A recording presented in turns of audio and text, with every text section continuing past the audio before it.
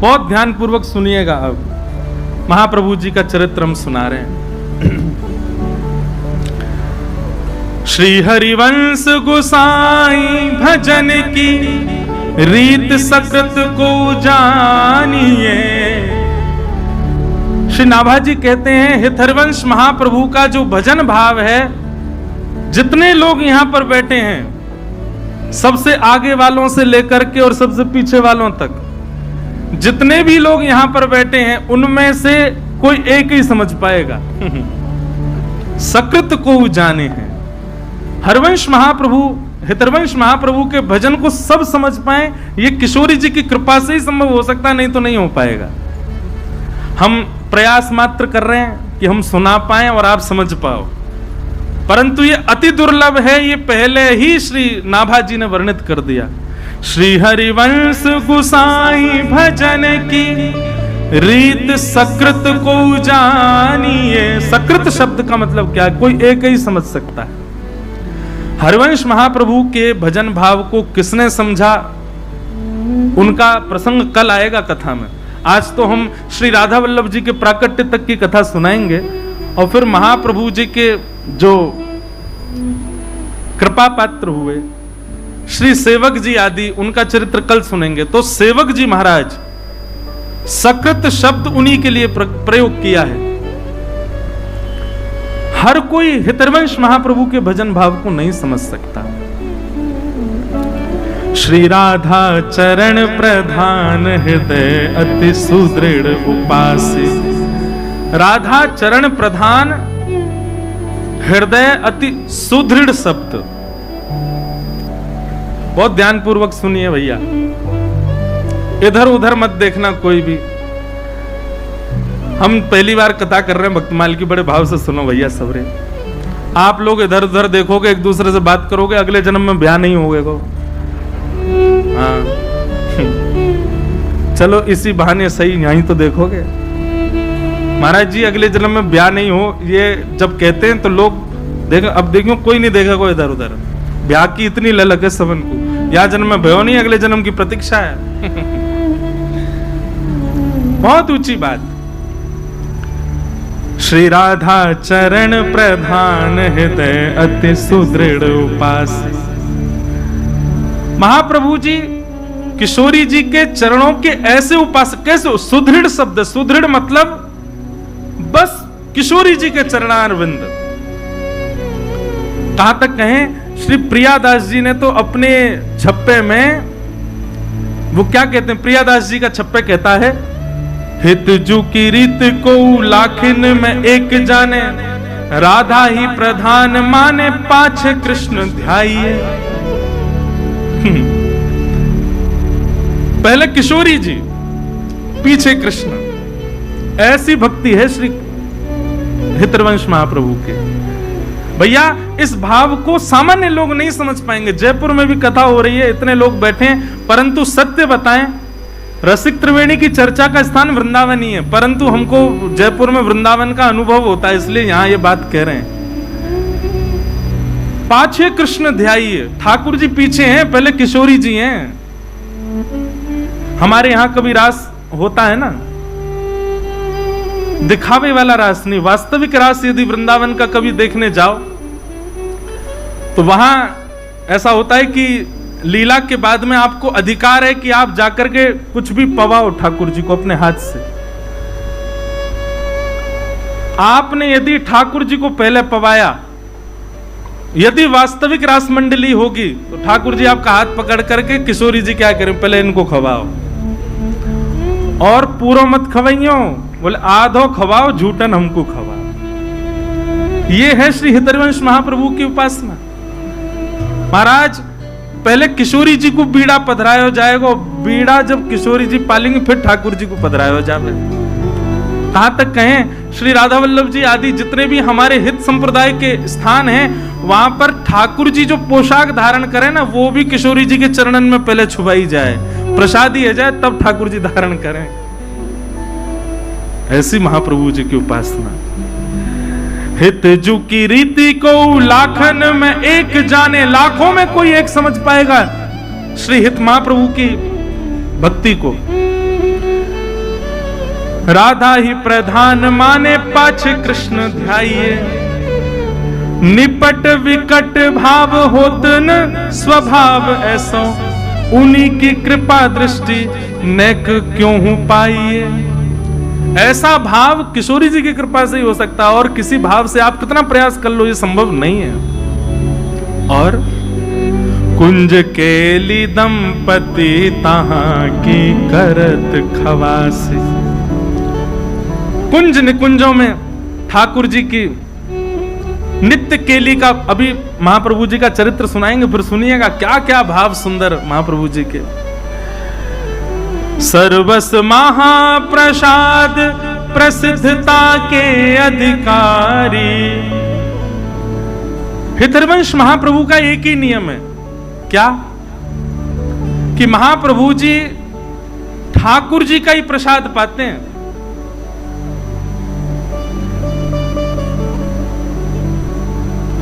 हमारे बाम भाग में जो अति सुंदर केश अच्छा हाँ ऊपर है, ये लगे, ये तो हितरूप दास जी, हाँ ऊपर श्री हितरवंश महाप्रभु।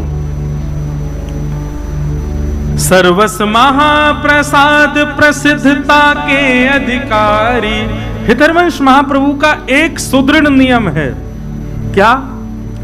ठाकुर जी के प्रसाद से इतर कुछ ग्रहण ही नहीं करते।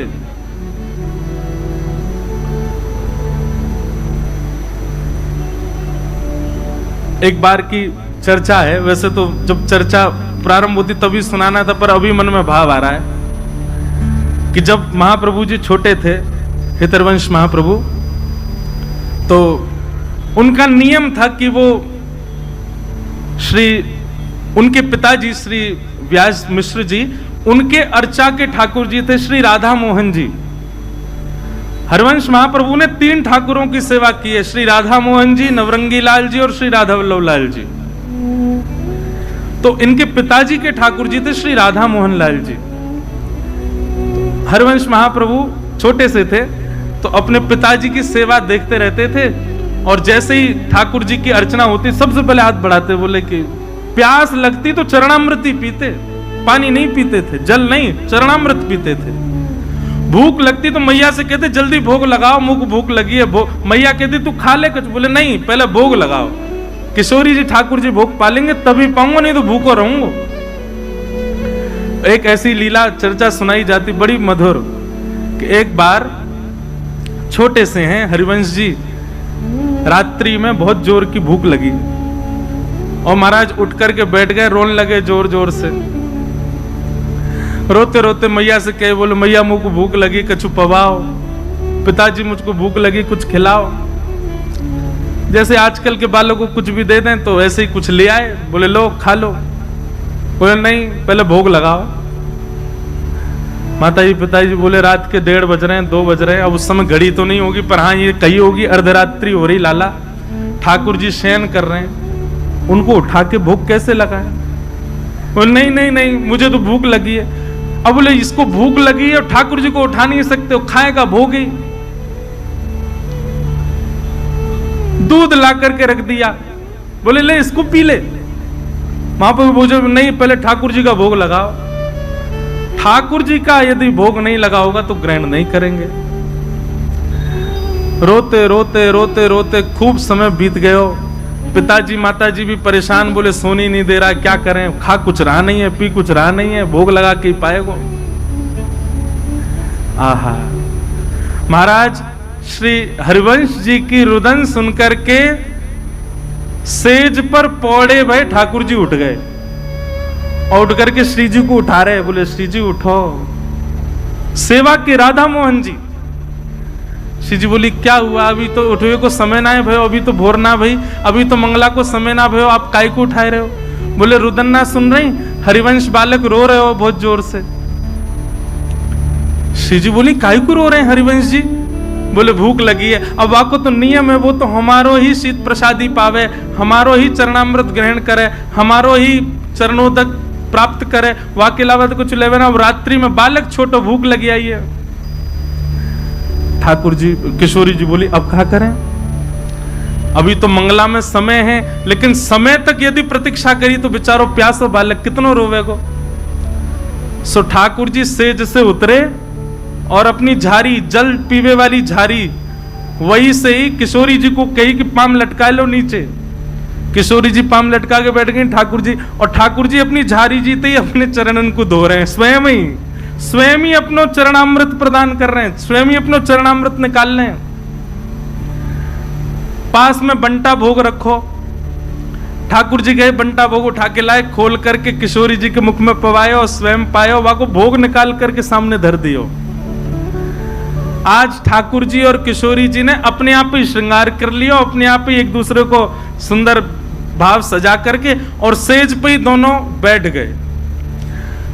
3 साढ़े 3 बजे जो समय हो तो सुबह मंगला करवे को श्री व्यास मिश्र जी तुरंत गए मंदिर में जाकर के कपाट खोले, और जैसे कपाट खोल करके देखी तो कहा पाए ठाकुर जी तो बैठे हुए हैं, अपने आप ही टेढ़ों से श्रृंगार कर लियो है, यहाँ तक कुंडल भी उतर रहे हैं, थोड़े थोड़े वस्त्र भी उधरे उधरे से दिख रहे हैं, और तभी कहा देखो नीचे पात्र में चरणामृत भी रखो है, चरणोदल भी कर दियो है, और पास में बंटा जी भी खुले हुए हैं, दोनों की दतुइयां लगी भैया, नेक नेक पाए लियो है।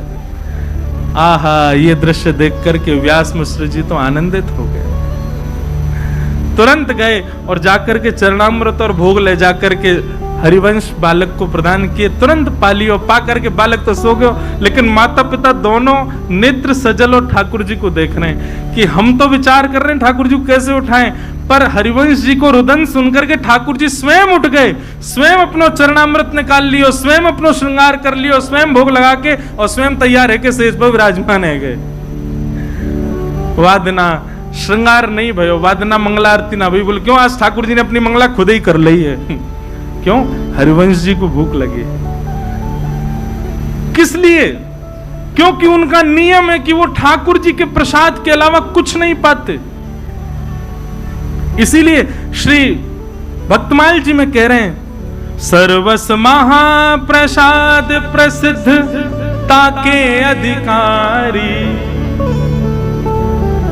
महाप्रसाद की महिमा, मैं तो ये बात कहता हूं कथा में, आप एक नियम लोग नियम कौन से धारण करते हैं जिससे उनको पुण्य प्राप्त हो? नियम ऐसे धारण करो जैसे ठाकुर जी प्राप्त हो। नियम ऐसे धारण करो जैसे ठाकुर जी लीला करें। अब वो नियम भी हम बता दें तो फिर नियम का बात अपने आप ढूंढो, ऐसा कौन नियम करें जैसे ठाकुर जी प्राप्त हो। महाप्रसाद पावे को एक नियम ये श्री महाप्रभु जी से आप सब सीख सकते हैं। क्या? आज के बाद जो ठाकुर जी को अर्पित नहीं है उस वस्तु को लेना ही नहीं है, ग्रहण ही नहीं करना है। चाहे भूखे रहे आएंगे, चाहे प्यासे रहे आएंगे, पर जो ठाकुर जी को भोग ना लगाई गई हो, जो ठाकुर जी को ना पधराई गई हो, ऐसी वस्तु को अस्वीकार करो। ये नियम आप धारण कर लो, श्री महाप्रभु जी से यही सीख लो, उसी की कृपा से ठाकुर जी प्रकट हो जाएंगे। तो विधि निषेध नहीं दास अनन्य उत्कट व्रतधारी, व्यास सुवन पथ अनुसरे सोई भले पहचानिए, श्री हरिवंश गुसाई भजन की रीत सकृत को जानिए। ऐसे श्री हितरवंश महाप्रभु, उनको हम बारंबार प्रणाम करते हैं, और उनके मंगल चरित्र को जितना यथामति रसिक जनों की कृपा, संत जनों की कृपा से श्री राधा सरस बिहारी जी के चरणों में अर्पित करते हैं। ध्यान पूर्वक सब लोग सुनिएगा।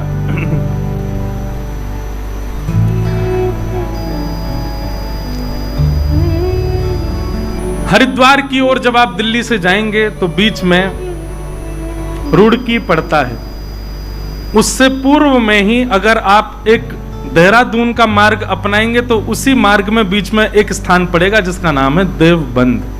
क्या नाम है? देवबंद। अब इसका पूर्व नाम तो देवबन ही रहा होगा, बाद में कालांतर में लोगों ने, क्योंकि जहां ऐसे रसिक जन विराजमान रहे वहां देवबंद नहीं रह सकते, वो देवबन ही रहा होगा। तो देवबंद में व्यास मिश्र नाम के एक ब्राह्मण रहते थे और उनकी पत्नी का नाम श्रीमती तारा। व्यास मिश्र जी जो थे ये बहुत अच्छे ज्योतिषाचार्य थे और ज्योतिष का ऐसा प्रभाव इन्होंने सब पर डाल रखा था कि महाराज खूब भीड़ लगी रहती थी लोगों की पुछवाने के लिए। एक बार एक बादशाह के यहां गए और बादशाह के यहां जाकर के उसको कुछ इन्होंने भविष्य कथन किया और उसको आशीर्वाद के रूप में 4 श्रीफल प्रदान किए। बादशाह ने जब अपना भविष्य कथन सुना तो बड़ा प्रसन्न हुआ। प्रसाद रूप में 4 श्रीफल मिले तो उसने पूछा ये 4 श्रीफल? तो उन्होंने कहा ये धर्म अर्थ काम मोक्ष। एक श्रीफल आपके धर्म में गति को बढ़ाएगा, दूसरा श्रीफल आपकी कामनाओं की पूर्ति करेगा, तीसरा श्रीफल आपके अर्थ को बढ़ाएगा और अंतिम श्रीफल आपको मोक्ष प्रदान करेगा। उनके प्रस्तुतिकरण से, उनके भाव से बादशाह इतना प्रसन्न हो गया, उसने श्री व्यास मिश्र जी से कहा आप मेरे संगी रहा करो, मेरी योजनाएं बताते रहा करो, मेरे आगे के कुछ ना कुछ भावों को आप संग रह करके मुझे सुदृढ़ करते रहा करो। व्यास मिश्र जी बादशाह के साथ रहते, सुबह जाते शाम तक वहीं रहते, उन्हीं के बताए निर्णयों को बादशाह लेता था। व्यास मिश्र जी के बड़े भाई श्री नृसिंह आश्रम जी महाराज ये सन्यासी थे। एक बार आप वृंदावन जा रहे थे और बीच में ही देवबंद पड़ा, तो जैसे ही आप देवबंद से निकले तो अनेक भक्त जनों ने जाकर के स्वागत सत्कार किया, उनसे कहा कि महाराज आपके छोटे भाई भी यहां रहते हैं, एक रात्रि यहां विश्राम कर लीजिए। बहुत ध्यानपूर्वक सुनिएगा। नृसिंह आश्रम जी बहुत सबके याचना करने पर रुक गए। सब प्रणाम करने आए तो व्यास मिश्र जी अपनी पत्नी तारा के साथ में, बड़े भैया हैं, प्रणाम करने आए। प्रणाम किया, दोनों को आशीर्वाद दिया। जैसे प्रणाम करके उठे तो नृसिंह आश्रम जी ने व्यास मिश्र जी के ललाट को देखा और देख करके बोले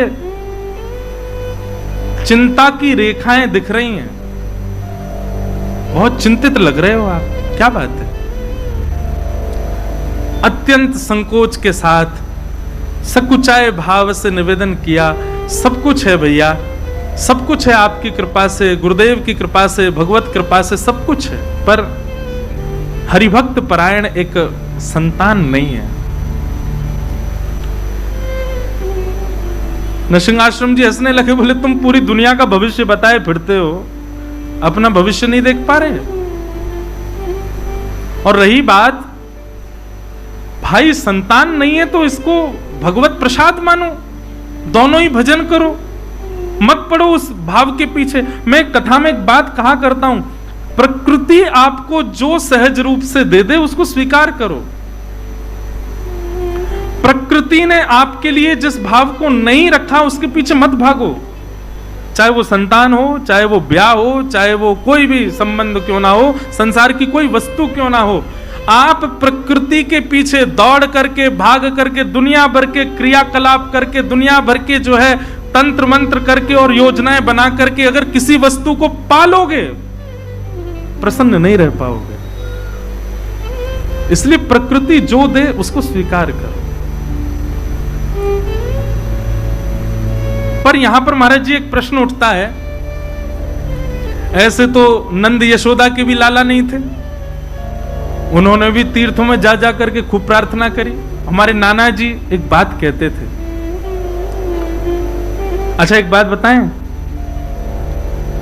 ये कथा हमारे नाना जी करने वाले थे। लोकेश भैया बता रहे, बोले मैंने नाना जी से कहा था कि आप कथा सुनाओ, तो नाना जी बोले करेंगे करेंगे करेंगे। नाना जी तो भगवत धाम प्रस्थान कर गए, पर वो हमको इसीलिए तैयार करके गए कि हम भक्तमाल सुना दें यहाँ पे, उन्हीं की कृपा प्रसादी। हमारे नाना जी के जिनने दर्शन किए होंगे ना, ये समझ लो कि उनको मतलब उनके बड़ भाग्य ही होंगे कि हमारे नाना जी के दर्शन हुए। ऐसे अद्भुत महापुरुष। वो एक बात बताया करते थे, बोले लाला पुत्र की याचना तो करी है नंद यशोदा ने, पर पुत्र के याचना में पुत्र कैसा चाहिए, वो भावना क्या है? विष्णु आराधनार्थाय। हमको पुत्र इसलिए नहीं चाहिए कि लोग बाग पुत्र की याचना इसलिए करते हैं कि अंतिम समय में वही संस्कार करेगा, यदि पुत्र के हाथों संस्कार ना हो तो ऐसा कहते हैं पुम नामक नरक में जाना पड़ता है। लेकिन महाराज आजकल के पुत्र जैसे हो रहे हैं, ऐसे पुत्रों से संस्कार करके तो निश्चित जाना पड़ेगा।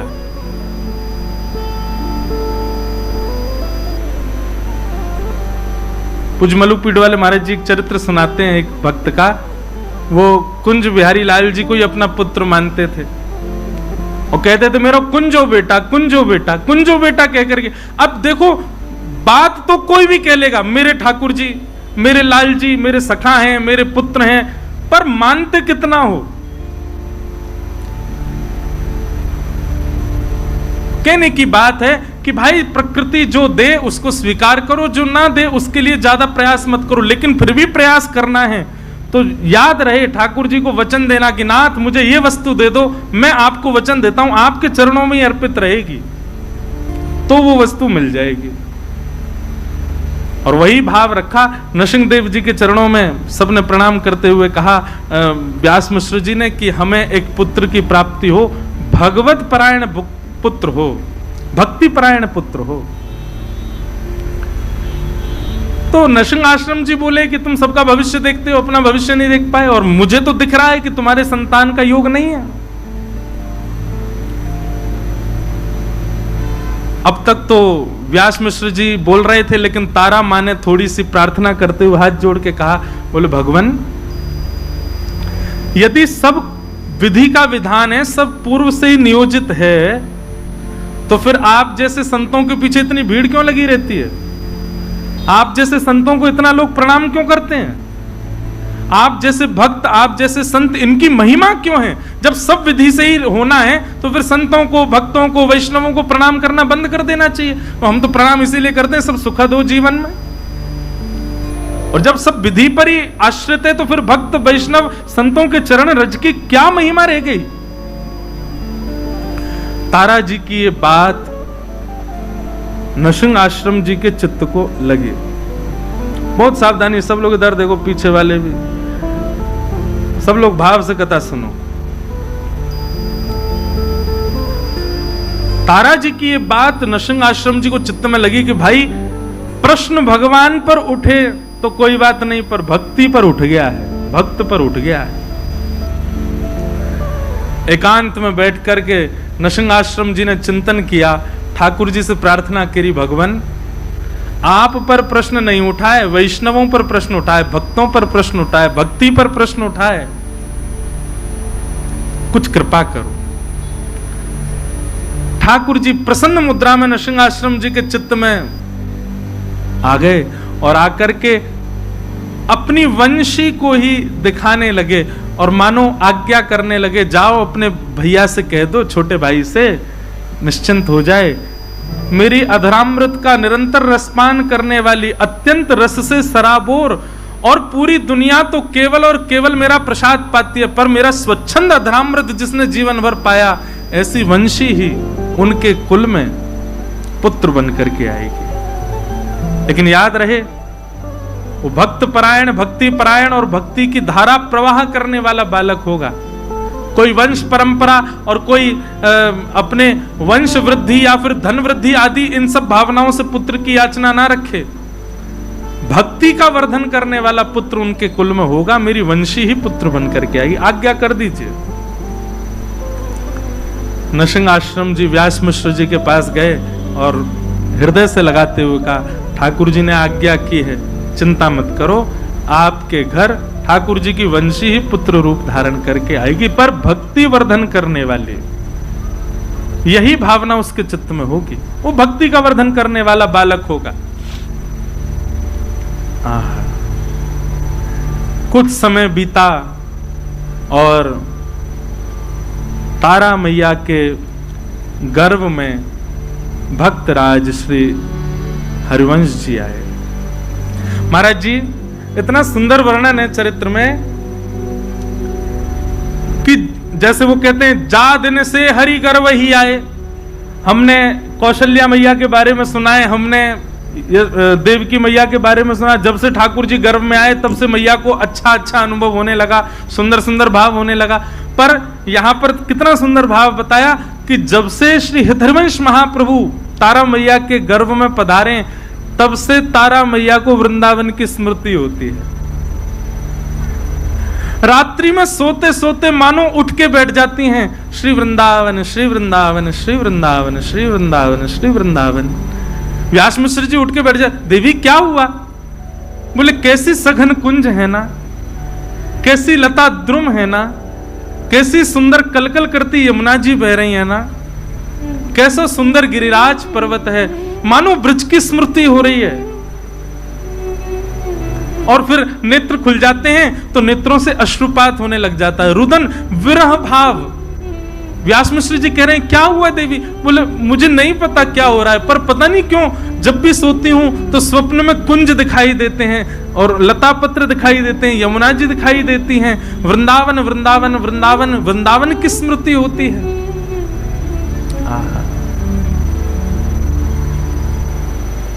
ऐसो श्री वृंदावन। अब तो वो रोज व्यास मिश्र जी से कहती हैं कि आप एक बार हमको वृंदावन ले चलो। व्यास मिश्र जी बोले ठीक है, मैं राजा से बात करूंगा, अवकाश मिलेगा तो चलेंगे। राजा से जाकर के व्यास मिश्र जी ने कहा कि हमको वृंदावन जाना है, आप अवकाश दे दो। तो राजा ने कहा अरे आप क्यों जाएंगे, हमारा आगरा जाने का कोई योजना बन रही है, तो हम जाएंगे, पूरी व्यवस्था के साथ जाएंगे, तो हमारे संगी चल देना। अब राजा की बात वो तो कल पे टालते जाएं, कल चलेंगे कल चलेंगे कल चलेंगे करते करते करते महाराज महीनों बीत गए। और श्री राधा वल्लभ लाल की राजा तो रोज कहें कि भैया आप चलेंगे, पर समय बीतता गया। रोज तारा मैया कहती हैं कि हमको वृंदावन ले चलो, मुझे बहुत विरह होता है, बहुत स्मृति होती है वृंदावन की, बहुत याद आती है, एक बार दर्शन करा लाओ वृंदावन का। जब अंतिम माह चल रहा था, बस अब प्रकट होने ही वाला है बालक, उस स्थिति में मां आ चुकी हैं, तब राजा आकर के कहता है व्यास में से, बोले हमारी आगरा की योजना बन गई है, चलो। वृंदावन भी अपनी योजनाएं बनाकर के सबको बुलाता है, अपने आप कोई नहीं जा सकते। पहले चली जाती हैं अगर तारा मैया, तो फिर महाप्रभु जी का जन्म ब्रज में कैसे होता। 9वां महीना प्रारंभ हुआ और तभी राजा बादशाह ने कहा कि हमारी आगरा जाने की योजना बनी, व्यास मिश्र जी आप तैयारी करो, चलेंगे वृंदावन, आपको छोड़ देंगे, आप दर्शन कर लेना। व्यास मिश्र जी बोले अब तो असंभव है, अब तो बालक आने वाला है। बोले आप चिंता मत करो, रानियों जैसी व्यवस्था करेंगे, पालकी में लेकर के, बिल्कुल कोई दिक्कत नहीं होगी, सखी सहचरियां और सब बढ़िया व्यवस्था करके ले चले, पलकों पे लेके चलेंगे, आपकी पत्नी को लेके चलो। व्यास मिश्र जी का मन तो थोड़ा कम था, जैसे ही घर जाके तारा जी से कहा कि बादशाह ने आज कहा है आगरा जाने के लिए, वो तो पीछे ही हाथ पकड़े, बोले नहीं फिर तो चलेंगे। बोले तुम्हारी स्थिति, बोले मैं संभाल लूंगी, पर ले मुझे वृंदावन ले चलो। और बादशाह के उस टोली के साथ में व्यास मिश्र जी और तारा मैया आगरा के मार्ग की ओर प्रस्थान करने लगे। तभी बीच में पड़ा श्री वृंदावन। वृंदावन में प्रवेश किया। बंधुओं, ये उस समय का वृंदावन है जब वृंदावन में ठाकुर जी प्रकट रूप से कहीं विद्यमान नहीं थे। केवल और केवल यमुना जी, व्रज की कुंज लता, ब्रजरज, गोवर्धन नाथ जी, केवल यही हैं, और कोई ज्यादा मंदिर आदि कुछ थे नहीं वृंदावन में। भोर के समय गए, वृंदावन में प्रवेश करते रोंगटे खड़े होने लगे, नेत्र सजल होने लगे। ये स्थिति व्यास मिश्र जी ने कभी देखी नहीं तारा मैया की। यमुना जी में जाकर, यमुना जी के पुलिन पर जाकर के बैठी, मानो घंटों तक यमुना जी को निहार रही हैं। लता पत्रों को स्पर्श करती हैं तो मानो ऐसा लगता है इनसे कोई संबंध है। अब ये सब भावना मैया की नहीं है, गर्भ में बैठे बालक की है। वो ठाकुर जी के संग में रही वंशी, उसको एक एक भाव पता है, वो सब जानती है कहाँ यमुना जी कैसी ब्रजरथ, कौन से वृक्ष, कौन सी लता गुर्म, कौन सी कुंज में कौन सी लीला, वो सब स्मृतियां हो रही हैं। सायकालीन समय हो गया, वृंदावन को प्रणाम करके और पुनः आगरा के मार्ग की ओर जैसे प्रस्थान करने लगे। अब वृंदावन से ज्यों ज्यों दूर जामे त्यों त्यों तारा मैया का विरह बढ़े। व्यास मिश्र जी कहें आप ऐसे इतना रुदन मत करो, इससे प्रभाव पड़ेगा बालक पर। बोले नहीं, मुझे बहुत, मेरा मन हो रहा है मैं वहीं रहूं। बोले वहां कहां रहेंगे, वो पूरा वन है, वहां वंचर जीव रहते हैं, हिंसक जीव रहते हैं, कहां रहेंगे हम दोनों। पर उनका रुदन इतना विकल करने वाला था कि उस रुदन को व्यास जी सुन नहीं पा रहे थे। और तभी रुदन करते कि बस वृंदावन ब्रज की सीमा में ही थे, अभी बस निकलने ही वाले थे ब्रज की सीमा से, तभी प्रसव पीड़ा होने लगे। और ऐसी प्रसव पीड़ा हुई कि तुरंत बादशाह को जाकर के व्यास मिश्र जी ने कहा कि महाराज आप आगरा को प्रस्थान करो, हमारी गृहिणी को प्रसव पीड़ा हो रही है, इससे आगे ले जाना उचित नहीं होगा। यहाँ ये गांव जैसा दिखाई दे रहा है, यहाँ कुछ लोग दिख रहे हैं, हम यहीं रुक जाते हैं, क्या पता आगे बन आया और वहां कुछ दिक्कत हुई तो क्या करेंगे। बादशाह ने कहा ठीक है, आप कुछ सेवक भी ले लो और आप यहीं रुक जाओ। और वृंदावन के समीप बाद गांव, बाद ग्राम, वहां ताराजी और व्यास मिश्र जी कुछ सेवकों के साथ रुक गए। गांव के लोगों ने देखा महाराज ब्राह्मण देवता है, सबने खूब सेवा करी, सब व्यवस्था करी। और वैशाख का महीना, शुक्ल एकादशी का दिन, वैशाख शुक्ल एकादशी, और जैसे ही भोर का समय हुआ है, भोर के सूर्य उदित होने वाले हैं, यहां तो पृथ्वी पर सूर्य उदित हुए हैं और वहां तारा मैया की कोख से हमारे ब्रजमंडल के निधि श्री राधा वल्लभ लाल जी को विराजमान करने वाले परम वैष्णव परम भक्त शिरोमणि श्री हितरवंश महाप्रभु जी का प्रादुर्भाव हुआ। बधाई हो, बधाई हो, बधाई हो, बधाई हो, बधाई हो, बधाई हो। आहा, ऐसे नेक्स्ट से लाला प्रकट भय हैं। हमारे सरस कुंज के आचार्यों ने, मैं आज देखो कितनी ऊंची बात, हमारे सरस कुंज के आचार्यों ने ग्रंथों में आचार्यों की बधाई गाई। मैंने भैया से पूछी, मैंने कि राधा वल्लभ जी की बधाई थी, बोला राधा वल्लभ जी की नहीं, आचार्यों की है। मैंने कहा यही तो कृपा प्रसाद है। और यहाँ अब हम कुछ बधाई गायन करें का महाप्रभु जी प्रकट में, फिर महाप्रभु जी की लीला सुनकर फिर राधा वल्लभ जी को प्राकट्य हुए को। आहा,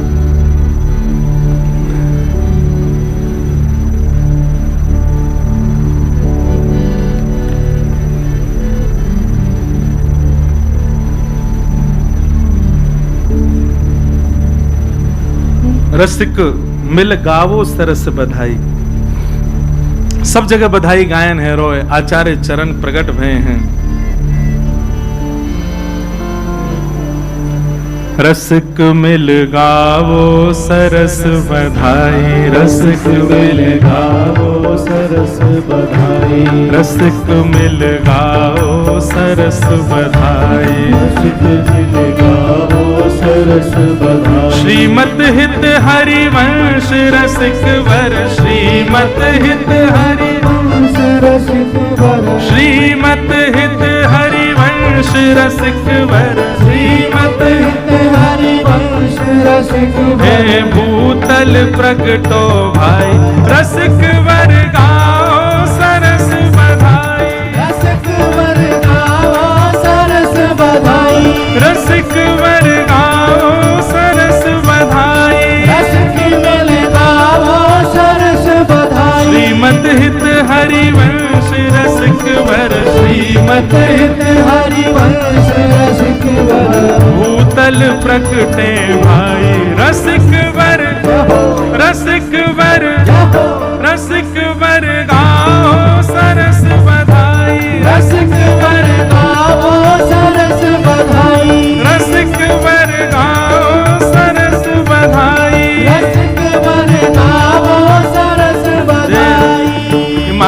हमारे ब्रज के से लग रहे हैं। ब्रज के हो का? अरे वृंदावन के हो, राजपुर के? ये तो हमारे स्वामी जी हरदास जी के गांव के हैं भैया। अरे भैया जय हो जाओ। बाहर रसिक वर गाओ सरस बधाई, श्रीमत हित हरिवंश रसिक वर, श्रीमत हित हरिवंश रसिक वर। हाँ भूतल प्रकटे भाई, रसिक मिल गाओ सरस बधाई, रसिक मिल गाओ सरस बधाई, रसिक मिल गाओ सरस बधाई, रसिक मिल गाओ सरस बधाई। हे शुभ वैशाख मास मन भावन, एकादशी सुहाई, शुभ वैशाख मास मन भावन, एकादशी सुहाई। हे शुक्ल पक्ष सुंदर शोभा निशि, शुक्ल पक्ष सुंदर शोभा निधि, शुक्ल पक्ष सुंदर शोभा निधि, शुक्ल पक्ष सुंदर शोभा लियो जन्म है सुखदाई। रसिक मिल, रसिक मिल, रसिक मिल गाओ सरस बधाई, रसिक मिल गाओ सरस बधाई, रसिक सब गाओ सरस बधाई, रसिक सब गाओ सरस बधाई। श्रीमत हित हरिवंश रसिक वर, श्रीमत हित हरिवंश रसिक वर। हाँ भूतल प्रकटे भाई, रसिक मिल गाओ सरस बधाई, रसिक मिल गाओ सरस बधाई, रसिक मिल गाओ सरस बधाई, रसिक मिल गाओ सरस बधाई। आप में से वृंदावन राधा वल्लभ जी के दर्शन कौन कौन ने किए हैं बताओ? और आज जिनने राधा वल्लभ जी हमको प्रदान किए उनको उत्सव मन रहा, और ऐसे बैठे हो सब रे। अरे ठाकुर के उत्सव में तो सब नाचे, रसिकन के भक्तन के उत्सव में नृत्य करो भुजा उठा के। रसिक मिल, रसिक मिल, रसिक मिल गाओ सरस बधाई, रसिक मिल गाओ सरस बधाई, रसिक मिल गाओ सरस बधाई, रसिक मिल गाओ सरस बधाई। हे श्रीमन मोहन कर में वंशी, राखत हेतु बढ़ाई, श्रीमन मोहन कर में वंशी, राखत हेतु बढ़ाई। हाँ प्रभु राखत हेतु बढ़ाई, हाँ प्रभु राखत हेतु बढ़ाई। हे सोया चारज रूप धार के, सोया चारज रूप धार के, सोया चारज रूप धार के, सोया चारज रूप धार के। हाजी रस प्रगटावन आई, रसिक मिल, रसिक मिल, रसिक मिल गाओ सरस बधाई, रसिक मिल गाओ सरस बधाई, रसिक मिल गाओ सरस बधाई, रसिक मिल गाओ सरस बधाई। जय जय राधा वल्लभ हित हरिवंश, जय राधा वल्लभ हित हरिवंश, ओ जय जय राधा वल्लभ प्यारो हरिवंश, जय जय राधा वल्लभ प्यारो हरिवंश, ओ जय जय राधा वल्लभ श्री हरिवंश, जय जय राधा वल्लभ श्री हरिवंश, ओ जय जय राधा वल्लभ प्यारो हरिवंश, जय जय राधा वल्लभ प्यारो हरिवंश, ओ जय जय राधा वल्लभ हित हरिवंश, जय राधा वल्लभ हित हरिवंश, ओ जय जय राधा वल्लभ हित हरिवंश, जय जय राधा वल्लभ हित हरिवंश। हे जग जीवन उद्धारण कारण, श्यामा श्याम पठाई, जग जीवन उद्धारण कारण, श्यामा श्याम पठाई। तारा कूख परम पावन सुच, तारा कूख परम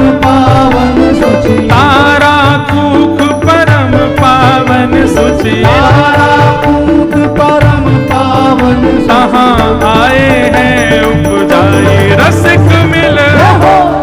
जो हो मैंने एक जोर लगा, श्री गोविंद देव जी को भी पता चले कि आचार्य उत्सव है।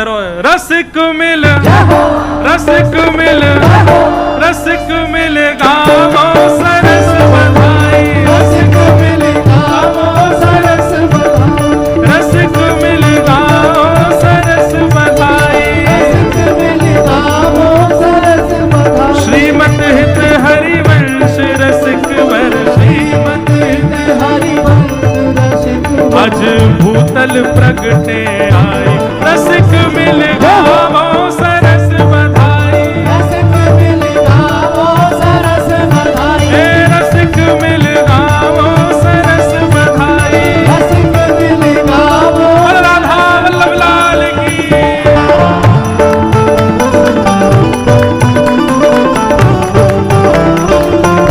बधाई हो।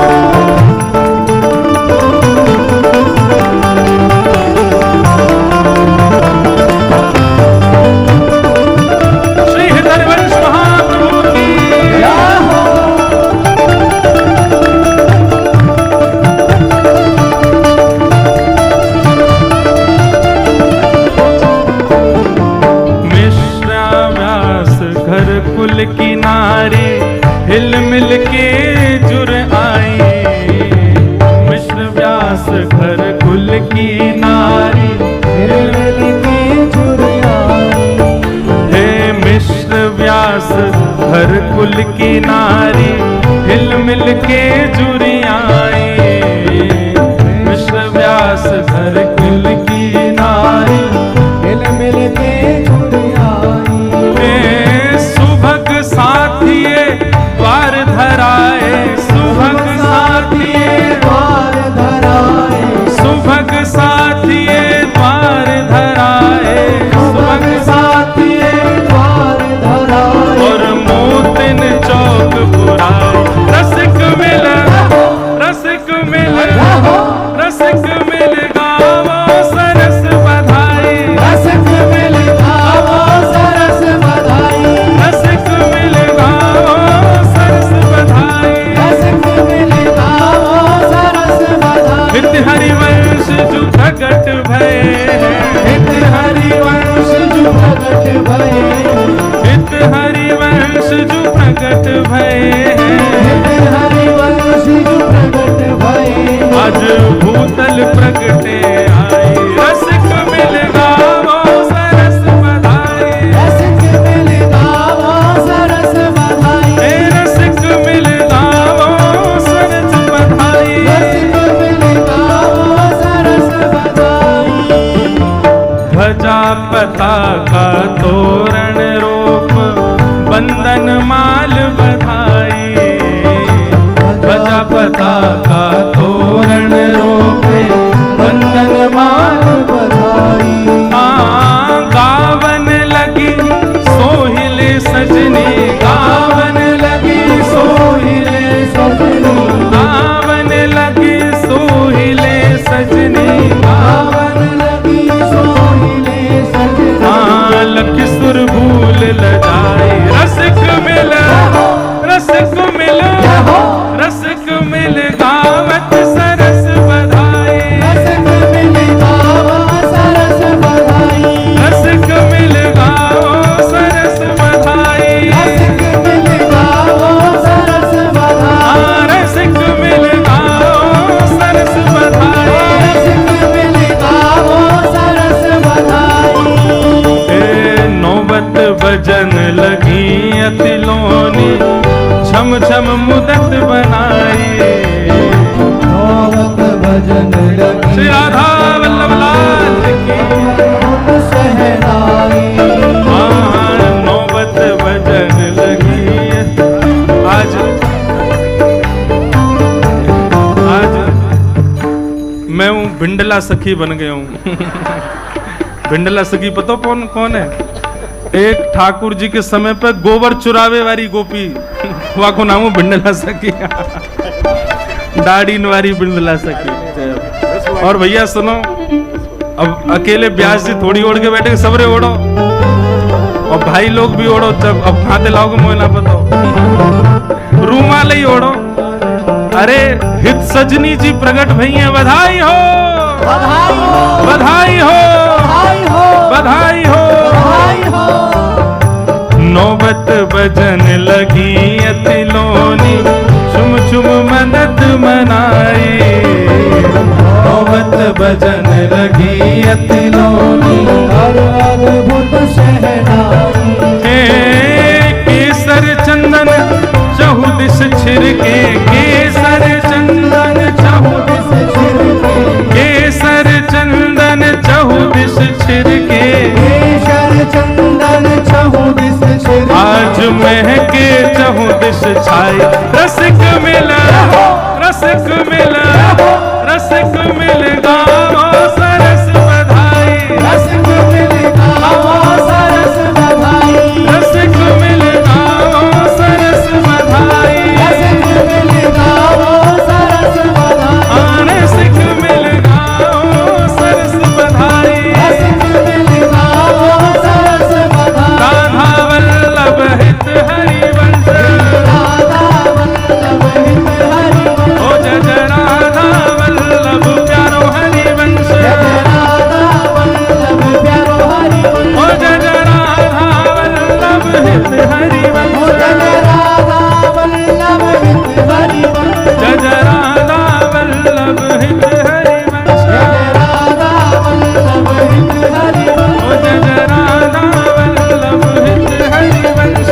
राधा वल्लभ हित हरिवंश। एक सब ब्राह्मण देवता एक माइक ले लो वहां पर।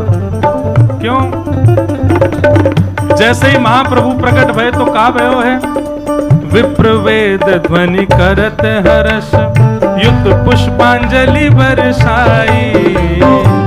विप्र वेद ध्वनि करत हर्ष, युत पुष्पांजलि बरसाई। वेद ध्वनि करो महाराज। हरि ओम स्वस्ति न इंद्रो वेदस्रवाः, स्वस्ति नः पूषा विश्ववेदाः, स्वस्ति नस्तार्क्ष्यो अरिष्टनेमिः, स्वस्ति नो बृहस्पतिर्दधातु। विप्र वेद ध्वनि करत हर्ष, युत पुष्पांजलि बरसाई। विप्र वेद ध्वनि करत हर्ष, युत पुष्पांजलि बरसाई। हाँ पुष्पांजलि बरसाई। पुष्पांजलि बरसाई। सरस माधुरी हित सजनी के, सरस माधुरी हित सजनी के। सरस माधुरी हित सजनी के, सरस माधुरी हित सजनी के। आज दर्शन कर हर साई। सबक मिल रसिक मिल रसिक मिल गावे सरस बधाई। सरस बधाई। रसिक मिल गाओ सरस बधाई। रसिक मिल गाओ सरस बधाई। हरिवंश रसिक वर प्रगटे, हित हरिवंश रसिक श्री हित हरिवंश रसिक वर प्रगटे, हित हरिवंश रसिक। हाँ भूतल प्रगटे आई, रसिक मिल रसिक मिल गाओ सरस बधाई। रसिक मिल गाओ सरस बधाई। रसिक मिल गाओ सरस बधाई। रसिक मिल गाओ सरस बधाई। जय जय श्यामा जय जय श्याम, जय जय श्री वृंदावन धाम। जय जय श्री वृंदावन धाम। जय जय श्यामा जय जय श्याम, जय जय श्यामा जय जय श्याम। जय जय श्री वृंदावन धाम। जय जय श्री वृंदावन धाम। जय जय श्यामा जय जय श्याम, जय जय श्यामा जय जय श्याम। जय जय श्री वृंदावन धाम। जय जय श्री वृंदावन। ओ जय जय राधा वल्लभ हित हरिवंश। राधा वल्लभ हित हरिवंश। ओ जय जय राधा वल्लभ प्यारो हरिवंश। राधा वल्लभ प्यारो हरिवंश। ओ जय जय राधा वल्लभ हित हरिवंश। जय जय राधा वल्लभ हित हरिवंश। ओ जय जय राधा वल्लभ प्यारो हरिवंश। जय राधा वल्लभ। श्री राधा वल्लभ लाल की, श्री हरिवंश महाप्रभु की, श्री राधा सरस बिहारी लाल की जय। बधाई हो, बधाई हो, बधाई हो, बधाई हो, आचार्य उत्सव की बधाई हो। बधाई हो।